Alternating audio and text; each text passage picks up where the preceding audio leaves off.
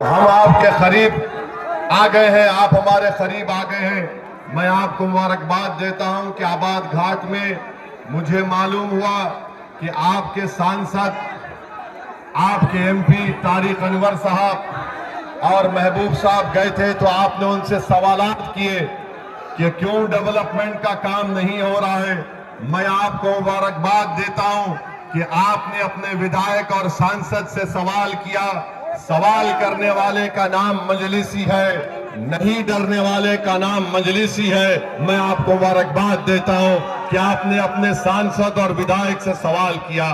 क्या ये बात सच नहीं है कि तारिक अनवर साहब और महबूब साहब एक जनसभा में थे तो बिजली चली गई और फोन की लाइट से उनको पब्लिक से बात करना पड़ा? क्या ये बात सच नहीं है महबूब साहब कि बलरामपुर की जनता चंदा करके लकड़ी का पुल बनाती है अपने गांव को जाने के लिए?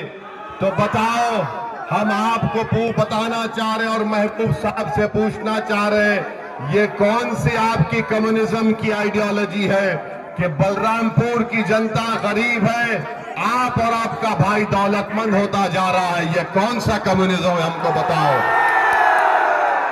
चंदा लेकर लकड़ी का पुल बनाया जाता है और जितने निर्दलीय उम्मीदवार हैं, मैं उनसे कह रहा हूं कि आप मजलिस में शामिल हो जाइए। ये लड़ाई सीमांचल के मान सम्मान की मजलिस इत्तेहादुल मुस्लिमीन लड़ रही है। ये सीमांचल के इंसाफ की लड़ाई मजलिस इत्तेहादुल मुस्लिमीन लड़ रही है। हम सीमांचल को इंसाफ दिलाकर रहेंगे इंशाअल्लाह ताला। और मैं बलरामपुर की जनता को, चोकाहाट की घाट की जनता को बताना चाह रहा हूं कि जब पार्लियामेंट में वक्फ का कानून लाया गया तो यहां के सांसद जनाब तारिक अनवर साहब ने मीडिया को कहा कि मुझे इस कानून से कोई मतलब नहीं है। उन्होंने कहा था ये बात कि मुझे इस कानून से कोई मतलब नहीं है। वो कानून जिसको नरेंद्र मोदी ने कानून काला कानून बनाया, जो भारत के संविधान के खिलाफ है, ऐसा कानून मोदी ने बनाया कि मस्जिद को छीनने का कानून, दरगाह और खानकाहों को छीनने का कानून, कब्रिस्तान को छीनने का कानून। और आपके सांसद जनाब तारिक अनवर साहब ने बयान दे दिया कि मुझे इससे कोई मतलब नहीं है। तारिक भाई, अल्लाह का घर तो आपका भी घर है ना। तारिक भाई, खानका तो सबकी है, कब्रिस्तान भी सबका है, तो आपने कैसा इस तरह का बयान दिया, बताओ। और आपको हम बता रहे हैं, कि कल और परसों हमने सुना कि बीजेपी के लोग कहते हैं कि सीमांचल में घुसपैठी है, सीमांचल में बांग्लादेशी और नेपाली है। बताओ, क्या कोई बांग्लादेशी नेपाली यहां पर है? क्या यहां पर कोई घुसपैठिया है? तो हम भारत के पूरे नागरिक हैं। क्या एक बांग्लादेशी नरेंद्र मोदी की बहन दिल्ली में नहीं बैठी हुई है? तो फिर बताओ मोदी जी, कहां घुसपैठिया है? और अगर घुसपैठिया सीमांचल में आ रहा है तो नीतीश कुमार की सरकार जिम्मेदार, अमित शाह जिम्मेदार और मोदी खुद जिम्मेदार। यहां पर कोई घुसपैठी नहीं। तो बीजेपी और मोदी का एक मिनिस्टर ने यह कहा कि बिहार के मुसलमान नमक हराम है, हम वोट नहीं देते। तो बताओ चोकरा घाट की जनता, मोदी अगर हमारी बहनों के अकाउंट में, मां और बहनों के अकाउंट में पैसे डाल रहा है तो अपने जेब का पैसा है या जनता का पैसा है? ये किसका पैसा है? जनता का पैसा है या जेब का पैसा है? तो मोदी जी, अपने मंत्री को समझाओ, ये नमक हराम मुसलमान को बोल रहा है।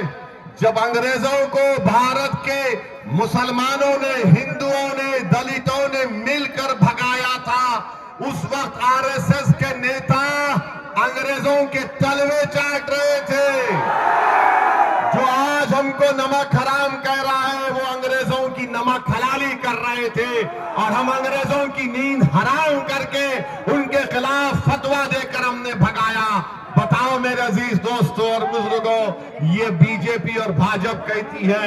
सीमांचल में कोई इंतजाम नहीं, सीमांचल में किसानों को इंसाफ नहीं, पलायन यहाँ के नौजवानों का मुकद्दर बन गया, बच्चों के लिए स्कूल नहीं, यहाँ पर भ्रष्टाचार आम हो चुका है। सीमांचल के लिए मजलिस इत्तेहादुल मुस्लिमीन एक डेवलपमेंट का प्रोग्राम रखती है। हम आपसे अपील कर रहे हैं कि 11 तारीख के दिन आप गलती मत करिए और मजलिस इत्तेहादुल मुस्लिमीन पतंग छाप का निशान 5वें नंबर पर है।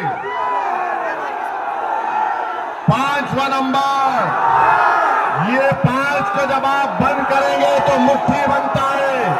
ये हमारे इत्तेहाद की निशानी है। 5 नंबर पर बटन दबेगा इंशाअल्लाह ताला।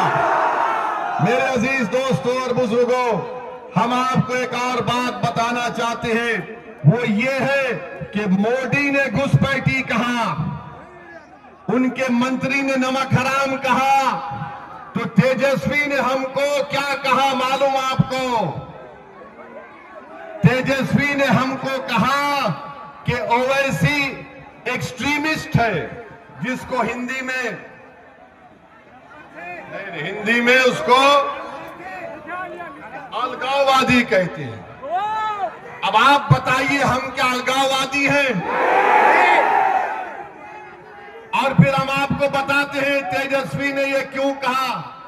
तेजस्वी ने इसलिए कहा कि हमारे चेहरे पर दाढ़ी है, सर पे टोपी है। तेजस्वी ने हमको ये क्यों कहा? क्योंकि आप और हम सब मिलके मस्जिद को अल्लाह का घर मानते हैं।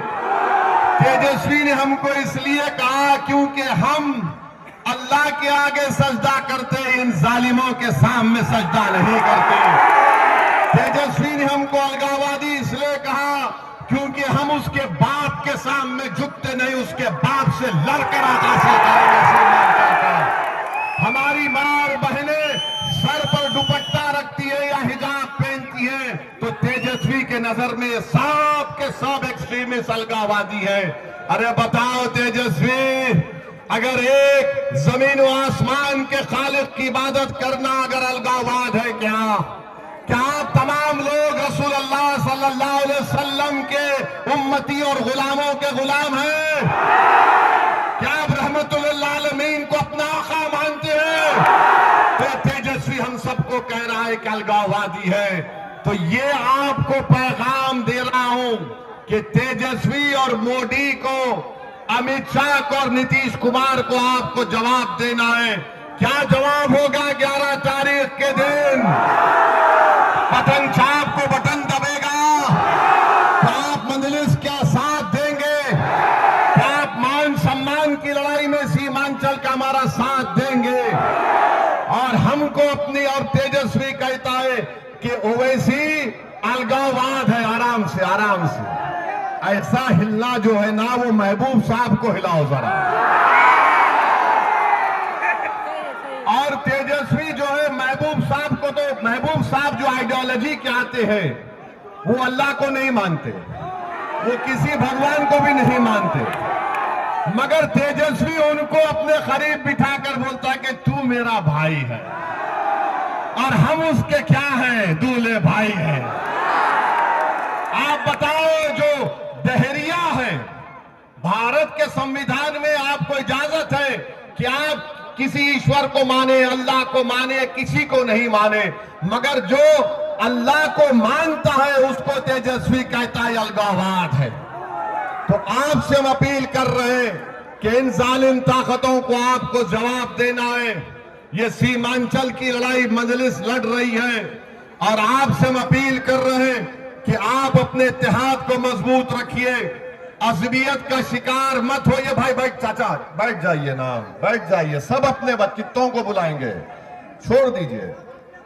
हम आपसे अपील कर रहे हैं कि 20 साल आपने जनाब महबूब साहब को मौका दिया, आपने 20 साल उनको देख लिया।